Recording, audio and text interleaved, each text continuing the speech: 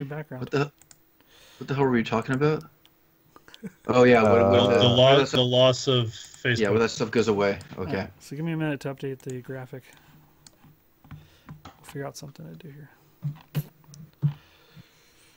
Not that it really matters, but it's fun.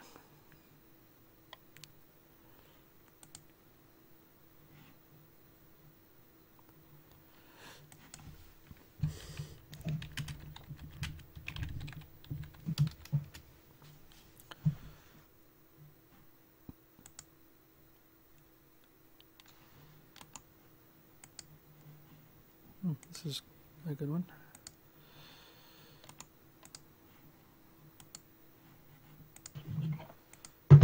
It's warm in this room. Dude, it was like 80 degrees today. It was so awesome. It was nice here. Yeah, I'm I so think happy. we hit 65 today. I could have wore shorts. Supposed to hit 70 something tomorrow.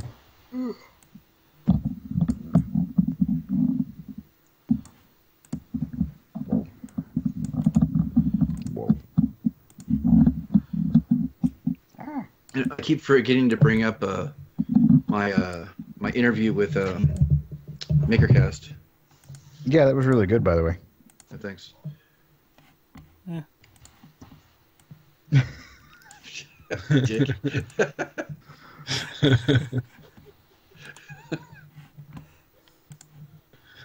It sounded better than Wes's. Yeah, Oh. true. Doesn't take much. The content on yours was good, but it sounded like you were talking into a can Me? of cat poop. Yeah. Audio quality was shitty. Yeah. It was his setup. Yeah, when I did mine, he had just started a new platform. I don't think it was that bad. But It's it's funny so weird. because Josh, go ahead. Yeah. oh no, it was funny because he was trying to get it set up, and I guess Bill Lavolsi like let him in on it. Because right as we were about to talk, he's like, "All right, hold on, I need to get a little bit of help with this," and so like Bill piped in. It was right around that weird time where it was like, "What are you doing here? Like, this is my thing. Get out of here." But I got nothing but respect for that guy now. Now that we can say hustle in public.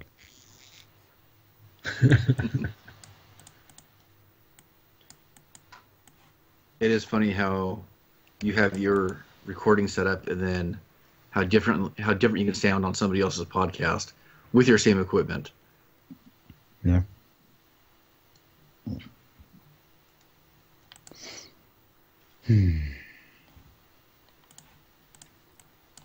Have you guys heard or listened to the Make or Break podcast? I've not heard of it yet. I know he's been interviewing a bunch of people. Yeah. I don't know who the guy is. He was on, I think Bob was on one time, but he's interviewed a lot of the same people that we have. Yep. Like in, Just copying us? Brandon Cullum. no, and again, this is nothing. I just don't know anything about him. I've never listened to it because I didn't know anything about it.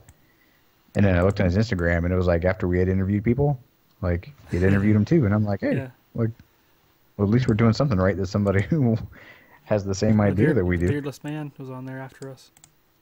Mhm. I think Daryl from Broken Nerve was on there too. I think I don't remember, but I don't know who the guy is. You should look it up. Extended Olive Branch. Brandon Cullum, I think his name is. Cullum. Of course, Wes would know. I never talked to him. He's from St. Louis, Missouri. Lives in a two-story house and drives a blue car. I just know his blood type and his zodiac symbol. It's no big deal. He stayed with us in the house that one time. Yeah, You he don't was remember? in the closet. He slept with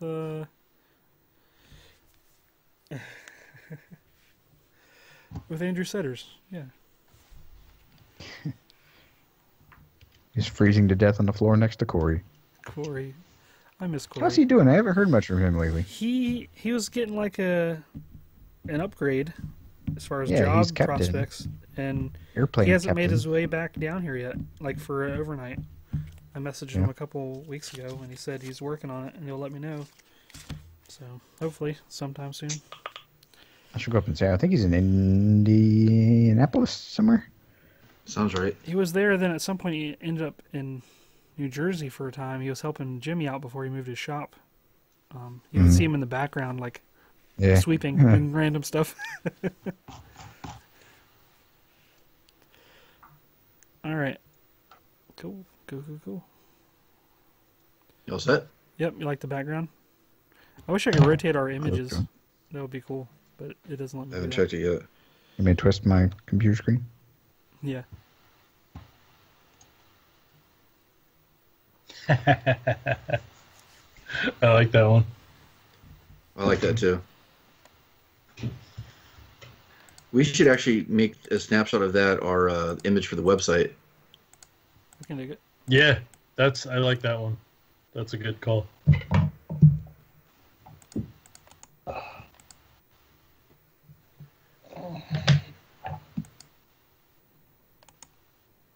Just about ready. There we go.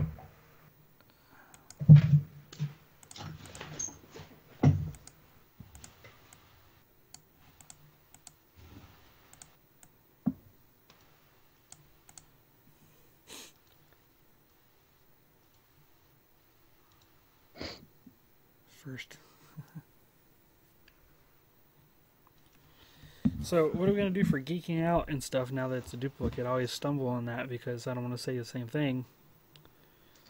Well, I have something different to say. Okay.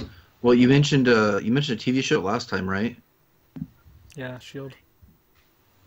So you could mention a game, shout out to another maker, Toy. a new product. I don't know. Lego just came out with the original movie control room scene at the end. From The the Raptors are breaking. No, for just a Lego set. Where the Raptors are breaking through the door at the end of the movie and they got to climb I up missed into the Jurassic ceiling. Park. I didn't hear you say that word. I didn't hear you mention the movie. I was like, what movie no, is yeah, it? it I said don't know. Jurassic. Yeah, You said control room. I'm like, Yeah. I've never heard of that movie. Yeah. I heard myself say Jurassic Park. Maybe I cut out. I don't know. I thought you I'm meant not from the going that Lego. insane yet. I thought you meant from the Lego movie, like the control room from the Lego movie. Yeah. I'm like, I don't That'd know be about that interesting one. too. Is Will Ferrell in it? Like, I don't know. Okay, All right, you guys set? we'll make it work. Okay. Well, friends, we are back again with another great episode of the Making Geeks podcast, the podcast for makers, dads, and geeks. You are listening to episode 94. So on first base tonight, we have Mr. Josh Price. Hey. Second base, Mr. Mark O'Keefe. My name was Who. I wonder how many people get that joke. Third I'll base, appreciate anyone who does. and on third base, Mr. Wes Swain. What do we get to do for third base? I forget. You Depends on don't the do day. much on third base. Oh, man. And you buy them dinner first. And on home, I am Sean Jolliker. I figured since it's baseball season, try to make a little bit of a baseball reference here. Don't know if it went that well, but I gave it a shot. It's fun. We're missing a lot of key positions on that baseball diamond.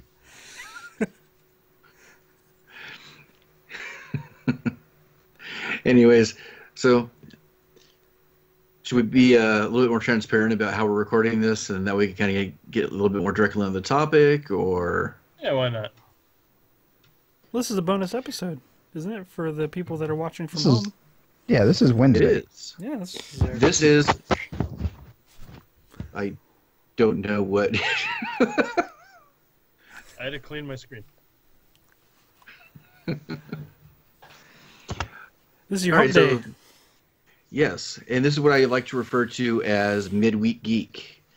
Getting your geek on midway through the week for Hump Day, and get you all the way through till Saturday when our other episodes usually come out.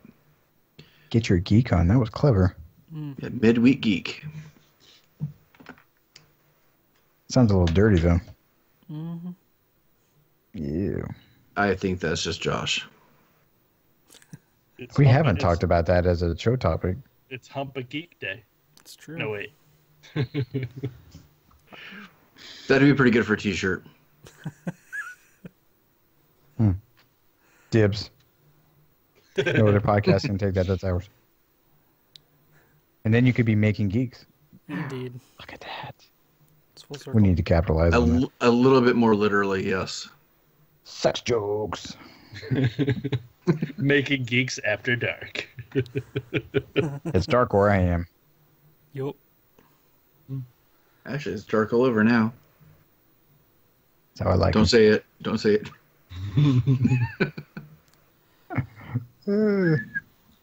This episode took a turn on Wednesdays. Look at that one. It's the second episode. Got the premiere episode out of the way. Everybody's a little more relaxed for the second go around on Wednesday. Making sex jokes. So, in light of some more current event news, we were talking a little bit before we started recording about different happenings with social media that's been in the news lately. And without getting into the politics of all those items, we were talking about how that kind of affects us more directly being makers and the way that we've become a little bit more familiar and accustomed to communicating with each other and, of course, sharing our work and putting it out there and looking at the potential impact of all of that on our lives and, for some of us, our livelihoods. And it's not something we've directly covered before, but thought it'd be interesting to try to work through that topic and just kind of see where it goes. I think it Josh, kind of make sure- stems off of Mark Zuckerberg having to appear before a congressional panel of all of our grandparents asking about the internet. Amazed Do you nobody own- asked him to go reset the router. you own all those cats on your website? Are they spayed or neutered? So many jokes. Man. Yeah, that was... If there is anything that crystallizes the view of modern politics versus the rest of the world, that was it. So you just sell everybody's information to whoever wants to buy it. No, Oh, that's not how that works. okay. Yeah. So actually, I thought, Josh, maybe you should kind of start out with talking about your recent decision to kind of avoid Facebook altogether. Yeah, I'm definitely not the first person to do it, but it's kind of weird because a lot of the maker community was, or our particular faction of the maker community was really heavily kind of formed on Facebook out of the I Like to Make Stuff group, and now Bob created his group, and so there's a lot of push on Facebook in particular for like meetup information or who's going to what event and on Facebook. But there's also a lot of just boring and inane garbage on Facebook. And it's not cool anymore. Like, and I don't think I'm any relevant authority to decide what's cool or not, but I know less about the actual Second Amendment because of Facebook, or about whose lives matter, and about all the terrible things that are happening in the world because people form their own opinions on it like they're scholars, and people are not scholars. And Wes, did you guys have a thing in the Navy? We had called the barracks lawyers. I've never heard So that. yeah, it's just so it's when you're in a little groupthink type environment, there's always the one person who thinks they're the smartest and knows all the legality and knows all the rules and seems to be the most educated and well informed when they really are talking out of the left side of their ass and they don't know what they're talking about. That's what Facebook is. And there are great, awesome things like pictures of my niece and nephew, I'm sure, that I don't get to see as frequently, but I can call them on the phone and I can FaceTime them. Or it seemed like all the things that are there on Facebook are available elsewhere where you don't have to be so bombarded with just nonsense. Yeah. And it seemed like it was a huge time waster. Like, I took like 45-minute dumps because I just wasn't realizing how far down those little Facebook video holes I was going. I gave myself a hemorrhoid because of It was Facebook. completely unnecessary. I named it You gotta start engagement rate. you gotta start using wet wipes now when you're on the toilet that long. Not supposed to flush Yep, those, by this the way. episode definitely took a turn. Yeah. Gotta get some that are flushable so you don't mess up your. Well, See, Facebook created a whole new industry. got in trouble for those too. Spike and flushable wipes. You talk to any Now, plumber, they Mr. say you shouldn't Zuckerberg, flush are you those. aware of insider trading with you in the flushable wipe industry? No. But anyway, yeah. So I don't really care about Facebook, and I realize that it's small, simple things like I have an iPhone, and you get to pick the 4 icons on the lock screen on the very bottom, and I always put Facebook down there, and it was closest to my thumb, and I realized I was idolizing this thing, and it was so easy just to get lost in other people's weird tantrums and fail video compilations. So I moved it. I moved it to the second page, and now I don't know about anybody else, but the second page on my iPhone is where Apps like go to die. Garage Band and crap is the stuff that you don't need. Like, it's tucked away. And it's been kind of nice. Like, I may be a less informed citizen, but I say good. I don't want to hear what people have to whine about. It's a mixed bag for me. I mean, yes, every time I go on Facebook recently, I'm kind of asking myself like, why am I scrolling through this nonsense? But like, I wish there was a way, and this goes for all social media platforms, like I could filter out. Like I don't care about what other people are forwarding, what they're whatever. I just want to see crap from the people I care about. You know, what did you know, even the stupid stuff like, oh, I'm in traffic or blah, blah, blah. From people that like family members and friends and stuff that I can kind of like interact with, that I'm okay with. But, oh, I forwarded this message of this political view that I am wholly attached to. And I am just stuff like that. I'm just like, I don't care about Facebook news because it's probably fake anyway. So why are you reposting that? Yeah, and I don't think that decision is based on security or some personal data I feel has been infringed upon or some Russian think tank that manipulated my political choices. Because I don't think any of that stuff is true, nor do I give half a crap about any of that because I can make my own decisions, and I'm not really upset that someone is marketing to me based on my likes and shares because that's how the world works. But you can get mad about it and have a congressional hearing, or you can just get rid of it and not be affected by it. It's a choice. So it's not an addiction if you choose to do it. So one of the questions that was kind of powering this conversation to begin with was to kind of look at the effect of all these things on what we do as makers and how we communicate with each other. Because my entrance into this world in this group was largely through the group that we've talked about a lot on this podcast, which was the I Like to Make Stuff group on Facebook.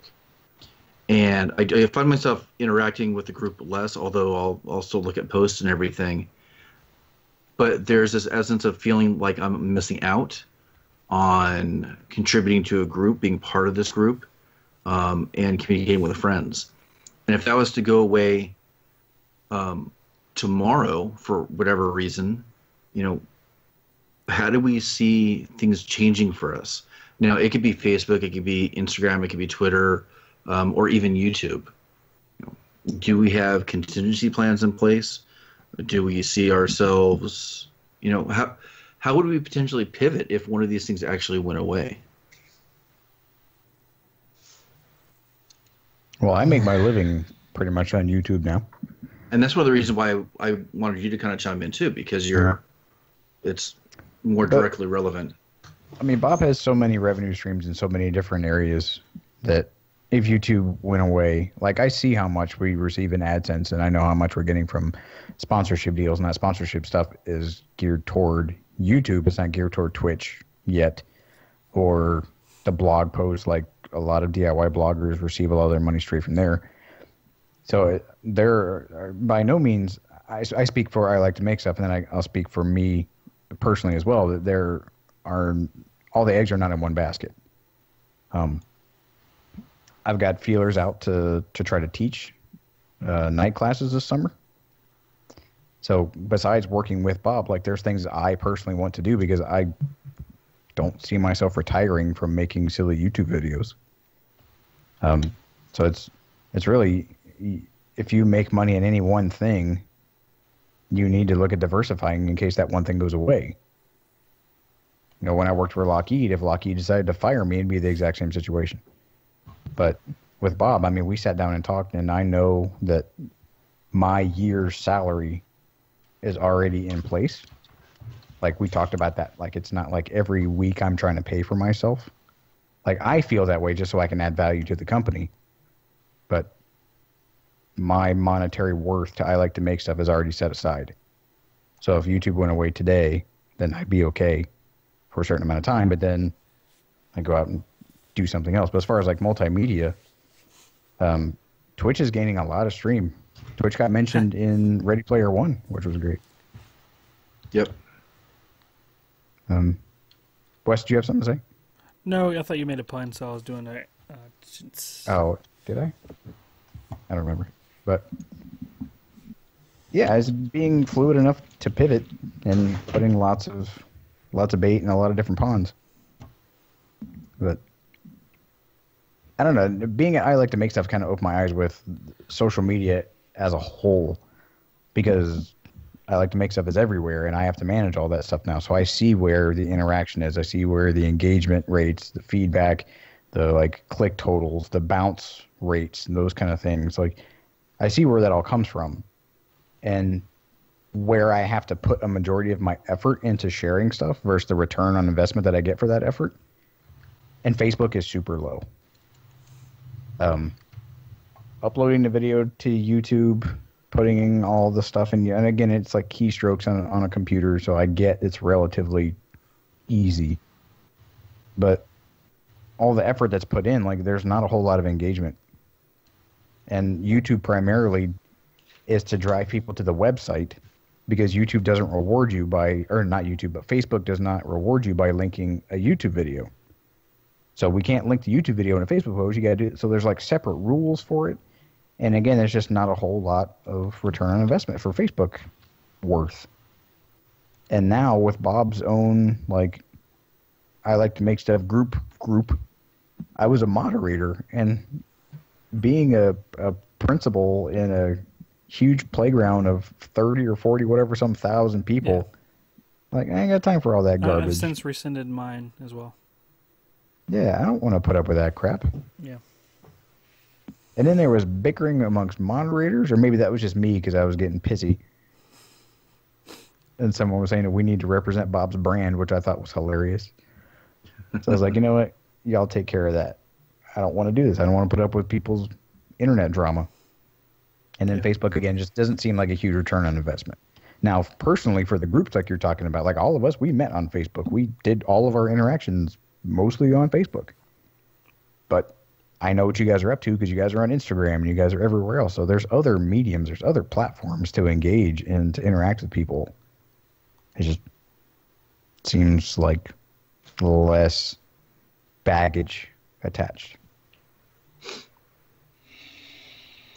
I look at it in a slightly different way. I of course agree with everything that you just said, Josh. But if a lot of the social media went away tomorrow, and this is completely hypothetical, I would continue to make, but I wouldn't probably do half the projects that I've done, because I did a lot of this specifically for sharing, for getting attention, and in some ways almost like for spectacle. A lot of the things that I made weren't, practical. I didn't necessarily make them because I wanted them on my shelf, other than like the lightsaber. Everything else I did because I thought it would have gotten interesting attention. I think it would severely change my approach to making, and it would probably revert back to like a lot of what other people would do, is like home improvement type stuff. I think it would actually have a really big impact on the community that way.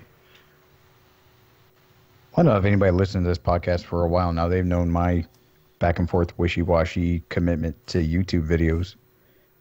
And it's for that exact same reason. Like, when I had to sit down and ask myself why, it seemed like I was just chasing the accolades of strangers.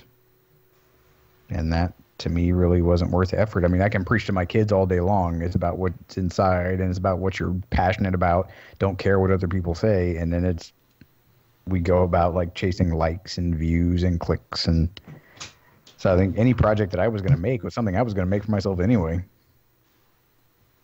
Now, Bob wants to make silly stuff because Bob has the opportunity to make silly stuff and still get paid for it.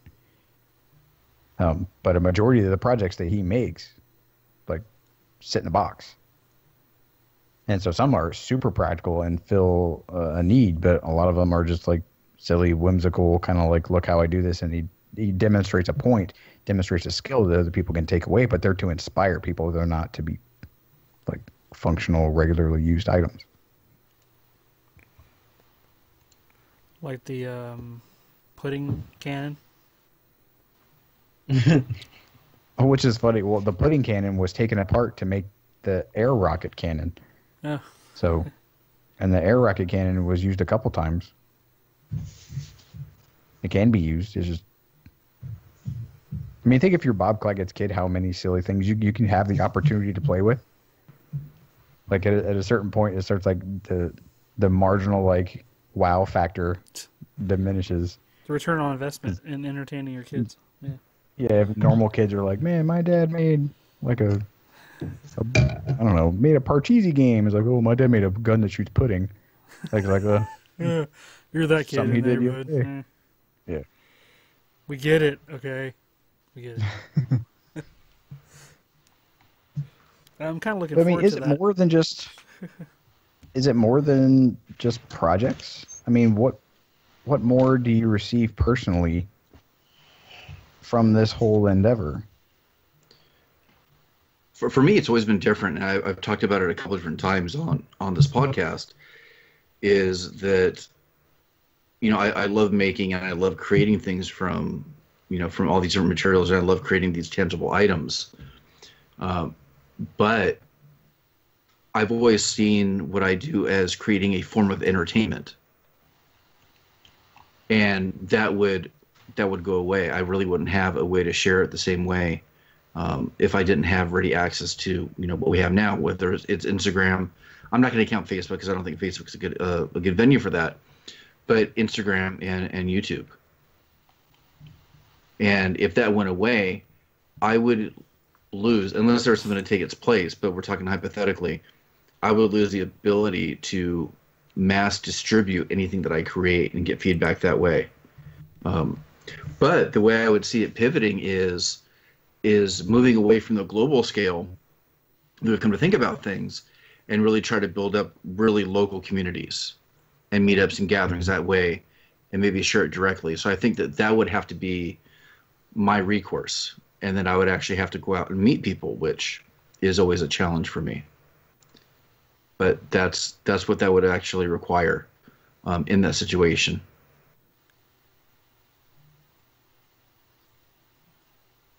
And to get the word out through carrier or pigeon or whatever would be available at that time. Well, Mark, you got to weigh in because you're just now launching a website.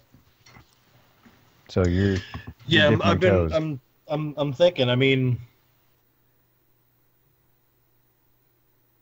is this this is just Facebook, right? This is just, or is this social media in general to lose? I think Facebook was a starting point, but I think that, you know, we should evaluate all social media because, well, you know, Facebook owned Instagram.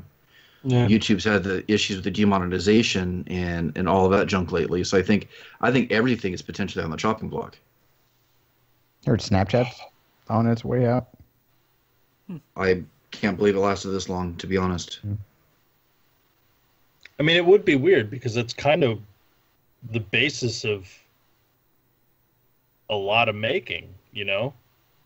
A lot of makers, I should say, is the social media. That's the platform that everyone stood on So how would I do without that? I don't know. I mean, with at least the 3D scanning, there are a lot of venues that are not really maker related. You know, there is weddings and sport like instead of giving your kids a like getting the baseball cards that you get when they do sports, you can do the starting lineup figure now, you know. So I think with what I'm trying to do, it would be slower, but I would still be able to do it. But moving into like making in general the way you guys have, I don't know. I mean, because a lot of do any of you really go to websites anymore? I do. Not all, but often. I visit the same 10 I visit the same 10 websites every day. Wow. You are a habit. I read for 30 minutes to an hour a day on the same 10 websites. On the toilet? No, usually at work before I feel like working. Good, because your legs start to fall asleep after a while, too. It's not comfortable. But you're mentally on the toilet. It's a mental toilet. Yes. Mark, wouldn't it be different for you? I mean, and you'll have to correct me if I'm wrong, but based on how many times we've talked, isn't your goal a little bit more about like manufacturing and creating these things? There's that too. I want to do the toys. So, but even then, I mean, that you get your name out. Even if you're trying to make a product, you get your name out there through social media. That's kind of the way things have evolved to this point. If that were to go away, I mean, there's still, if I could get my product good enough, I have thought about renting out a table at New York Comic Con, you know, which actually I would still love to do that because that would be awesome. It's the only way to get into Comic Con lately. Yeah, that or take out an ad in a magazine. Yeah. And sell your wares. Hope enough. Well, I know some guys on Instagram that sell custom-made toys. They have a huge following. Yeah, but if that were to go away, where would they be? You know, and that's the crux of it. You know, it would just having a website be enough? I don't know. You know, what would you search for? Custom-made silly toys, or custom-made artistic toys that I like. Like I found there's guys that do aftermarket Starcom figures in 2018. You know, Starcom. And I found them through Instagram, and I still hold that is one of the best toys ever made. But yeah, I mean, there is a purpose for it, but it's hard to imagine how you would do it without the exposure of a social media platform now. But I don't think that social media is going to be outlawed. I mean, we say this as a hypothetical. Yeah, no, this is worst case scenario hypothetical. If I were to lose Facebook, no, it's fine. If I were to lose Instagram, that's a little harder to swallow. But I mean, both of them are doing things that are kind of hindering everybody except the absolute mega users, you know? So it's... But I mean, Bedouins found each other in the desert and hung out in some tents long before there was any of this. Like, oh my God, Bedouins! If there are You're going back a ways. With like minds, they are going to congregate and find themselves. Throwback Thursday. I mean, yeah, right. Yeah. So if Instagram or Facebook or whoever goes away, it's probably because they were replaced with something that was better. I mean, look at what was that crap, like Vero or Vireo? Lasted a whole 2 days. Yeah. It was neat because real quick. It taunted itself as like the replacement for Facebook, so everybody got super on board, and it sucked, and then everybody got rid of it. You saw like how much of a desire there was for people to jump ship and do something new. Mm-hmm. You know, actually, I don't think that's what it was. I think that was purely out of FOMO. I think that was purely out of fear of missing out. No, not because a lot of maybe the a little a lot bit of the too. people that a lot of the people that I saw jumping Isn't that, were that's what social media is. Right, exactly. You have to have Yeah. that desire to be there, or else there's no social Yeah. aspect. But like I said, a lot of the people that were jumping ship were pissed at Instagram because Or the algorithm. the new algorithm Yeah. that went through basically crippled them. So that's why everyone's like, this is BS. I need something that is going to expose me to the people that are following me in a normal way, not, oh, well, you didn't meet these requirements, so we're not going to let you be seen, which is horse crap. You know, it shouldn't be that way. And there should be, like with Facebook, at least I can go up into my settings and go most recent, so I can see who did what and when. But you can't do that with Instagram.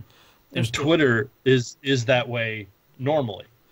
There's a lot of So- filtering for Facebook too. Like when you post like a personal post, like not all your friends see that. You don't Yeah. always get that. And also for like a business or a page, not just a personal account, but like a Geeksmithing or Making Geeks podcast, you have to promote it and pay them money to get it so that other people within your viewership actually see it. So it's like they're applying that strategy to Instagram since they own it, and essentially they're limiting your number of viewers.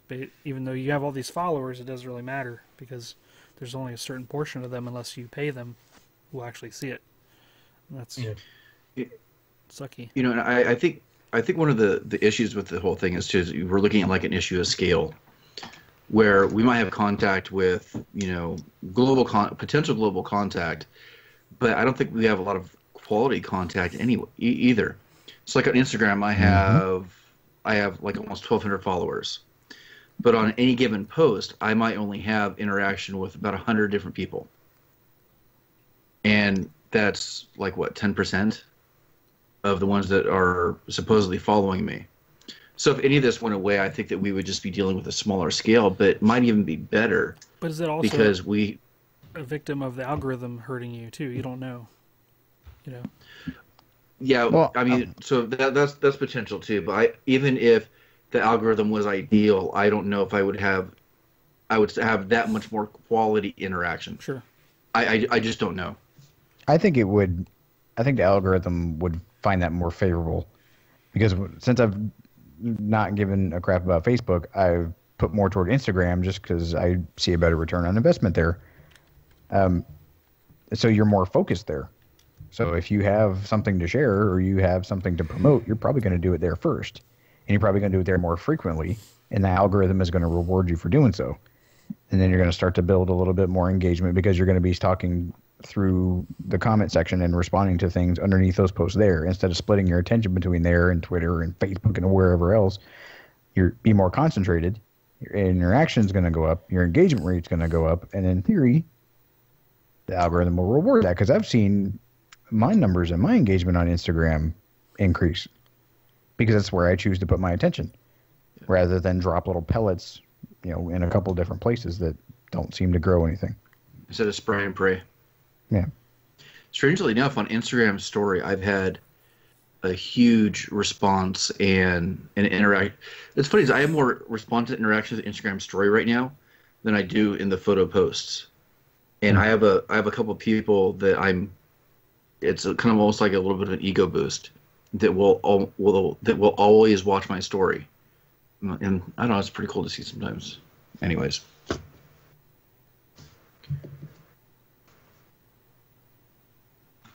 Josh, have you found a lot more return on investment since you've been doing a lot more of the stories? Like, you find your increase in growth is due to your posting more on that particular part of Instagram versus pictures, or they definitely more. I know that you can see how many people view your stories, right? And before it may have been in the maybe double digits, and now it's in the couple hundred. Huh. But I think I'm getting back to making stuff again. Yeah. I'm not just posting random pictures of my kids doing silly things. I mean, that was a lot of Workbench Con too, is people trying to refocus, like, what are you doing? What's your intent with these platforms? Like, what are you hoping to get out of it? Because if you're, posting silly pictures of your kids with popsicles every day, then it's starting to become Facebook again. And then your aunt wants to see that stuff, not potential customers or followers. Right. And so it's trying to focus what it is that you're putting out there, not gearing it necessarily to what people want to see, but they will come see the stuff that interests them. And it might not be messy face pictures of my 3-year-old. They came for woodworking, they came for projects, they came for that kind of stuff. And so it's, that's why I'm there. So I should probably promote the things that are interesting to me and interesting to them, if that is what I want to do. Now, if I want to post silly, pictures of my kids, then I know where my aunt and my dad and my grandmother and stuff are on Facebook. That's probably more, for that platform. Or they can call me and I can talk to them on the phone and we can FaceTime, so I don't have to go on Facebook at all. Because I get people sending, relatives will send me, because they know I make stuff, videos from people that we know that have been bootlegged by some rip-off, whatever, Joe's Plans. And they're like, have you seen this? This is so pretty. I'm like, uh-huh. Please stop sending me that stuff. That is funny when I have some non-maker friends that will send me, hey, have you seen this? I'm like, I know him. I know that guy. And he's not Joe's Plans. Or yeah, I had him on the podcast. We know what was it? Keith Descent had it the other day. Somebody sent him a link and was like, dude, you should make this. This is right up your alley. And he's like, I did make that. That's me.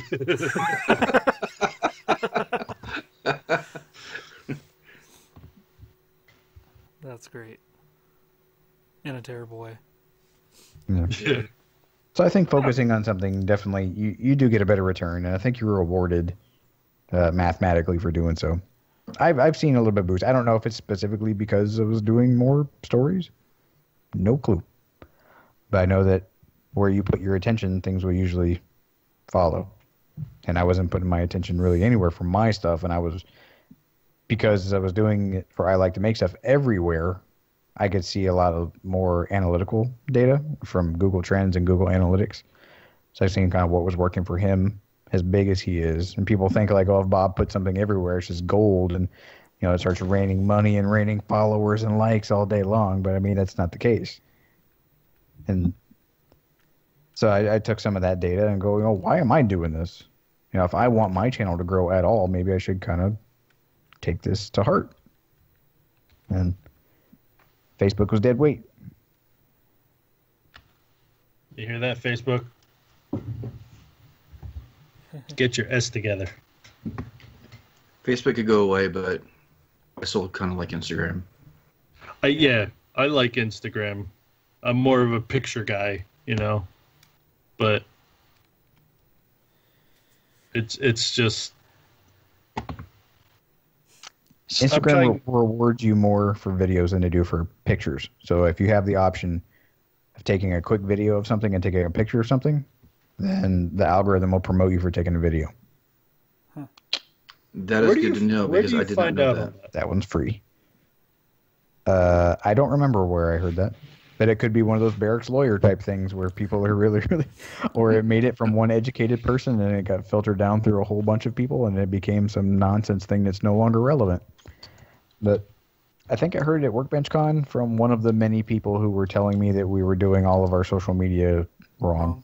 I mean, I did have a video of my Nerf gun where I had it on the little gantry and I had it swinging and I pushed it and hit record, so it's like a loop of it swinging on the little turret platform, and that got 4,000 views within an hour or something crazy. So I believe it. Wow. Yeah. Very cool. Well, what are you guys geeking out about this week? Okay, I'll go. I am geeking out about being interviewed on the Podcast for Makers podcast, previously known as MakerCast, by our good friend, Mr. John Berard. And that was posted about 2 weeks ago, I believe. And I keep forgetting to mention it on the show. But I had a great time with the interview, and I love the way it came out. So if you have not heard that, I'd appreciate if you go check that out. We need to get him on the show, too, because he said once he relaunches that he'll come on the show. And that was years ago. So Well, we'll have to hold him to that now. He doesn't do very many interviews on other shows or anything, so See? He doesn't, and I've talked to him about it. When might we be an were gonna go to Boston. exclusive. Uh-huh. Yeah. Well, yeah, he said that we were going to get the exclusive when we talked to He him. did. We finally got to see him in person because I don't even know if I'd seen a picture of him before. No, he was elusive. Mm-hmm. It's like I the new mean- Dos Equis man or something. Well, when I talked to him, he's like, I have the most regular life. He's like, there's nothing interesting about me. He's like, that's why I talk to other people about their interesting lives. I was like, nonsense. He's like, my kids play baseball like all other kids. He works in manufacturing, like he talks about. And so he was overly humble to like, I don't really have a whole lot to say. And that's why he didn't want to come on the show until he had like the maker mentor kind of program, because he wanted to promote that. It would give him something to talk about, because he felt like he had nothing super special to offer. And I'm like, well, that's nonsense. You can talk about the podcast. So hopefully we'll get him on. How about you, Mark? What do you? Or I'm sorry. No, not gonna Wes. pass it Not off. bad. All right, Wes, go ahead. Well, the time that this airs, it will be the week where the Nintendo Labo comes out. It'll come out on Friday. What? It comes out on the 20th. Got the. That's 8 days from now. I know. This will be out on Wednesday, Theoretically. Yeah. so it won't be Yes, out it yet. will. Right. It'll be a Okay. couple days. I'm geeking out about it coming. So. Gotcha. Yes. So I'm looking forward to that. I actually I applied on their website to get like a media copy of it, because I know that people do that, and I didn't hear anything back from it. I didn't really expect to, but I see other blogs and like reviewer like YouTube pages and YouTube channels. They're like small channels, and they review Nintendo games, and they're like, oh, I just got this copy of blah blah blah in for different platforms and whatever. I want to be that sometimes, in different circumstances. And this one, I think, fits the bill perfectly. It's a Nintendo product. It's about making things. Hello, Nintendo, if you're listening, send me your stuff. But it also, with them not sending it to me, it allows me to fulfill sort of like a weird mental checkbox. I always wanted to be able to write off buying a video game on taxes. And so if I make a Nice. video about it, see, I can do that. So that was a sort of stupid goal that I've always wanted to fulfill. So I'm looking forward to getting that. Unfortunately, Samantha will be out of town that weekend, so I was looking forward to having her sit down and like us go through some of the projects and record a little video, really quickly, right? But now she's not going to be in town, so I'm like, do I just wait? Do I miss the boat, over the weekend? Do I do a couple of them on my own and like release the video for that, like the initial feel of it and all the different things? Do I hold some of the little projects, to the side for her to do with me and record another video? I'm not sure how to approach that, since scheduling wise it's sort of not ideal. So I don't know, but I'm looking forward to messing with it. It looks really cool. I'm trying to think of ways to kind of approach that video that you're not going to find in a typical review in a video of the product See? and stuff. So Like right there, Yep. that whole idea sums up what we've been talking about. Because I'm like, I pre-ordered that crap on Amazon. I'm gonna get it, and Deacon and I are gonna play with it. And if we see the sun for a day, then that'd be great. And you're talking about making a video and sharing it I to would love people, and to. like, but that's awesome. yeah, I just want to play with the thing. I just want to make the stuff, and then I'll snap a real quick picture of Deacon dressed up like a robot or whatever that we're doing. And I go, man, this thing is awesome. Boop, and then throw my phone in the trash and keep playing on the cardboard piano. I can see that. But part of the interest was to get on Nintendo's radar, so they send me free crap. No, it's admirable of you. That being said, if they're not it's- sending me free crap, then why did? Yeah, exactly. So. Well, if you keep calling it crap, I don't think they're going to send anything to you. Oh, I'm sorry, guys, but yeah, that's true. It's the George Carlin definition of crap. But yeah, I'm looking forward to that. So I like to Cool see- resources and products. That's right. Because they announced they have like the Toy-Con Garage, which is a part of both of the game sets, where you can make your own stuff. Like, yeah, if you guys haven't heard about this, it's really cool. So I have. They open up all the sensors and all the button presses on both controllers, and even the IR camera and all the vibration, force feedback stuff, you can sort of visually script all these inputs and outputs together to make it do things. And you can do your own cardboard things and put this, you can make whatever. So they showed a guy, they're like, oh, do you want another accompanying instrument for your keyboard that is a kit that you can make? Then it showed a guy making a guitar, and it had him you draw the buttons out where they're going to be, and they kind of strung, and they had the screen where you strum, right, on the actual cardboard guitar, and they strung like rubber bands across the screen. The rubber bands didn't do anything except give you that feel of strumming a thing, but your thumb swiping against the top of the screen as it goes across the strings simulated the sounds, and you could hit buttons on the other controller to adjust the pitch, like you're changing notes, and you can do like a vibrato kind of thing by shaking it while you're strumming it. And they're like, yeah, you can make this. It wasn't a kit, you just do it with the Toy-Con Garage. So I could see like a whole nother spin-off, and maybe that might be a area I might want to look into, is invent little things to do with these projects, and have me laser cutting bits of cardboard off of cereal boxes, which I've been collecting, to make stuff. So I know, or 3D print things like for more permanent versions of these keyboard props, or this robot helmet and different things. So lots of different possibilities. I want to really jump into it and get some content out. It's exciting to make it and share it if people enjoy it as much as I hope they would. So. It's about time that Nintendo embraces a little more this DIY aspect of things. I think this is what really sells the Switch even more than... I mean, I know it's a great system, but I think this does it even better. It's definitely outside the cardboard box, so for sure. Yep. You guys can have that for free, by the way, Nintendo.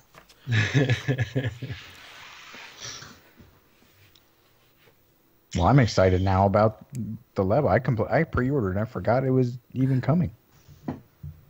I need a pre-order. You get 10% off, right? For Prime. I don't know. Did I? I think so. For games. Pretty sure. I don't know. Anyways. I gotta buy games? Eh? It doesn't come with a game? So there's 2 sets. There's a variety kit that includes a fishing. I got the variety kit. Fishing, motorcycle driving, keyboard, piano thing, little house thing, and then there's the robot kit, which is a separate. Each one is separate of each other. So the robot contains the software for the robot, cardboard stuff. The variety contains, So. Okay, good. Yep. I want to see someone in the robot because that looks so cool. Looking forward to it. Who's geeking out next? Mark? I'm geeking out about warm weather.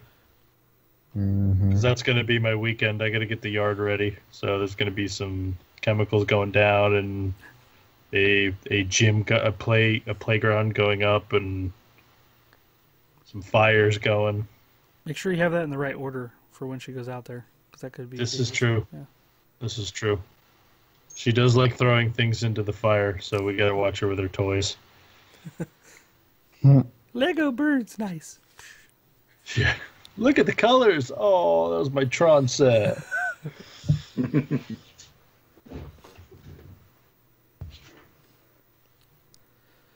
All right, well, we'd love to hear from all of you. Go ahead and visit our website, makinggeeks.com. Check out the contact page, and right there on that page, you could drop us a line, question, suggestion for the show, anything that you like, or just say hi.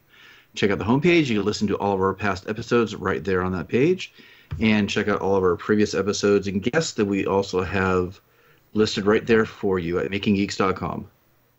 And find us across all the social medias, every single one of them, on Instagram at Making Geeks Podcast, on Facebook and Twitter at Making Geeks. And we'd like to thank our patrons over at patreon.com/makinggeeks for helping keep this show on the air with their financial contributions. Thank you guys so much. We appreciate every single one of you. And we especially appreciate our top patron, Mr. Seth Williams. Thanks, buddy, for your support. Yay! No one's going to dethrone him? No? No one? Right. Come on, Brent. But we'd like to thank you guys for that. And if you'd like to support us on Patreon, head over to patreon.com/makinggeeks. And you can find our own bodies at work all over the internet at geeksmithing.com, geekbuilders.net, Asylum Designs -3D Duct. Nope. No, I messed it up, didn't I? Asylum-3D. .com. Oh, it's not even designs? No, that Oh, one's damn, I was gonna way off. That one's gonna cost me $2,500 to get. I'm not there yet. Okay, say Asylumdesigns.com. It's okay, a lot of money. what's your real? Okay, Dash Asylum 3D. Asylum-3D. Yes. There we go. Take 5. Yes. Asylum-3D.com and the PIWorkshop.com. And we hope you enjoyed this midweek episode. I forgot what quippy name you gave it, Sean. It was very poignant at the time. Midweek Geek. There you go. Your quickie geek, which I don't really think was all that quick. Nope. There were lots of sexual she said. innuendo surrounding the name earlier, and it's all gone now. It's full circle. Yeah. Look at that, You Volkswagen. jerk. Well, we hope you have a great Wednesday, and stay tuned Saturday for a regularly scheduled episode. And we hope you all have a fantastic week. See you guys. See you next Saturday. Later. Go do something fun. That's what she said. And to So did Gary, you guys, thanks Gary for hanging out with us on the Yeah. live stream. I could only imagine the point that he came into the show, started listening, based on his comments. See you, man.